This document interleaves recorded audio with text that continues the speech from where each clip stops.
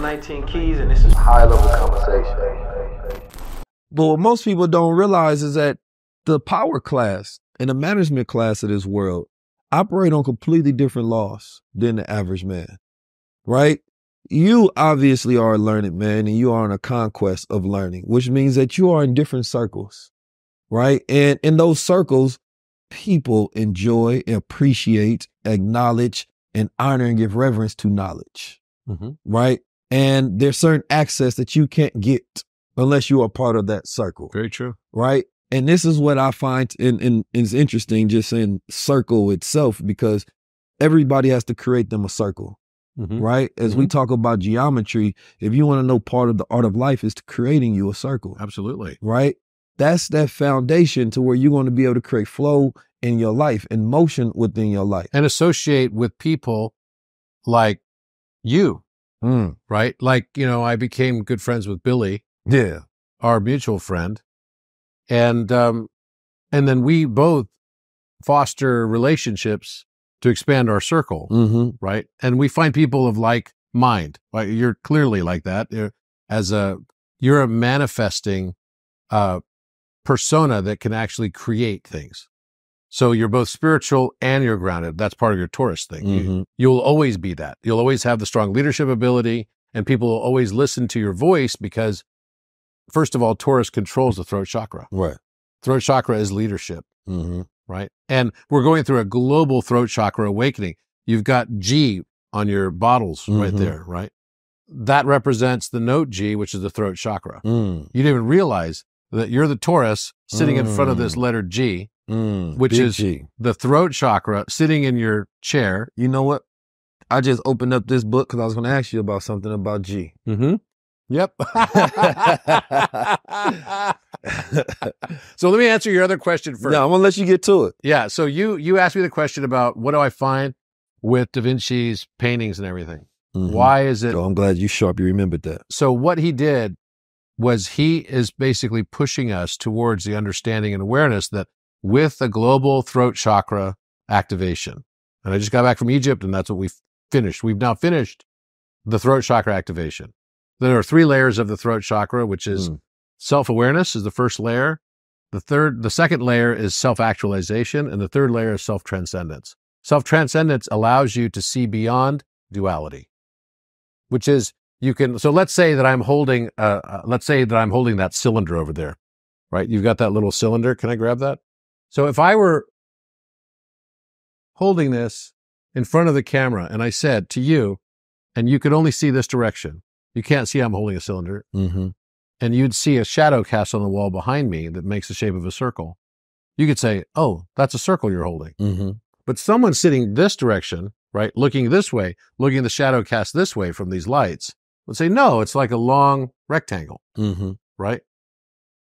Only I have the benefit, if they're limited in their perception, of knowing that both are right. It's a cylinder. So both are right, yet both are wrong, right? At the same time. Because the higher knowledge, it's another dimension, and it's a cylinder. We do this all day long. We argue about things that we see from our perspective. We don't even realize that there's a higher order way to see it. What Da Vinci is teaching us through his paintings is to see the world from the perspective that there's a higher dimension. That the higher dimension is more difficult to perceive, but it doesn't mean it's not there. It doesn't mean it's not patterned. It is patterned. So what he did is he basically gave this potentiality of this higher knowledge, which is about the throat chakra activation for Earth and where we are as a world right now. And he was trying to teach us this through all of his paintings. He went to Egypt. He went to the Egyptian mystery schools. He was there from 1482 until 1486. And he was working for Sultan Kate Bey. Da Vinci's mother was a slave that was from Circassia. She was Circassian. And so were the Mamluk sultans. The Mamluk sultan, Sultan Kate Bey, was Circassian as well. And these people were in control of the whole area that was called the kingdom. You know, he was the Sultan of Babylon. Babylon was the original name of the Cairo area. So old Cairo today is still called Babylon. That's where, did you see the article where the 2 girls solved the Pythagoras theorem? Yes. Yeah. I did. I saw and then they just discovered that the The theorem was on the tablets in Babylon 1,000 years before. Yeah, so Pythagoras. Plimpton 322 is the name of the clay tablet that had this Pythagorean theorem on it and the solutions that they were already trying to look for. The knowledge was already there, right? Which is fascinating, because then you're like, well, why couldn't we figure this out, right?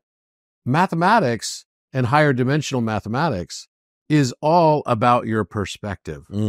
So I can draw mathematically, I can draw a perspective drawing that will give you the illusion, and I could do it so well if I follow the principles of it absolutely correctly to the T. In linear perspective, I could draw and paint a painting here that would look entirely like it's fully three-dimensional, even though it's flat. Right? I can create an illusion. And you could create a whole virtual reality world, and that's what's happening right now with spatial computing. Now, I just bought the iPhone 15 as well, and that has this spatial camera on it. So I could shoot this room and see this depth perception and everything, and then put my goggles on and look at the photograph and be immersed inside of it. And you'd be sitting there and it's all three-dimensional. It's trippy. Yeah, that means we literally have entered a new dimension, because man will not experience things anymore just three-dimensional. That's right. So now it's in motion. It's got all these other aspects. And so if that can happen with space, why couldn't it also happen with time?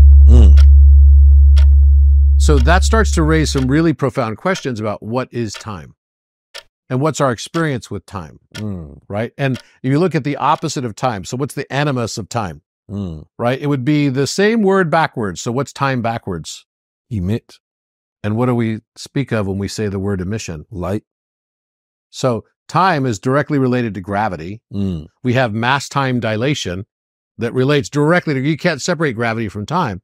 And the same word written backwards is a reference to emission of light, which is the opposite of time and gravity.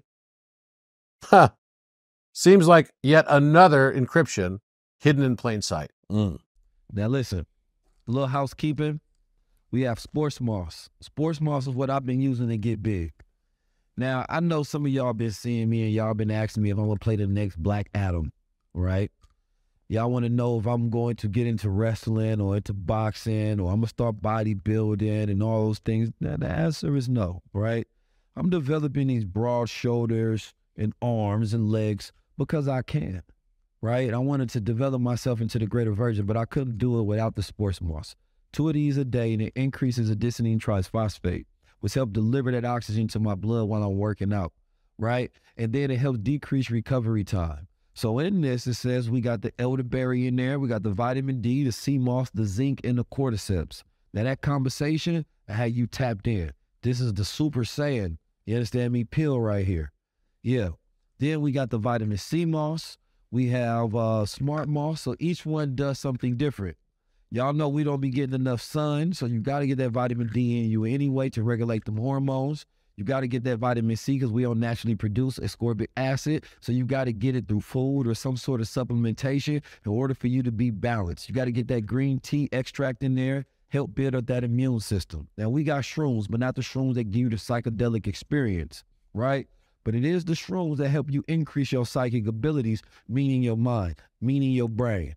Right, as we age and we develop, we get old, decrepit, can't remember things, start to lose things. So we got to tap in, especially in a world that's constantly making us mentally exhausted. Then, of course, we got the gold. Now, y'all already know the gold, man. The gold to have us tapped into our electrical wiring systems to where your brain synapses is firing just like you was a baby. You're constantly developing, regrowing, and reflowing, right? So if you want to tap into those energy systems of mineralizations that I use to tap into my body, rather than being infused with the chemicalizations to where you no longer God body, y'all come tap into the gold water pills, man. I'm 19 Keys, and this is high level conversation.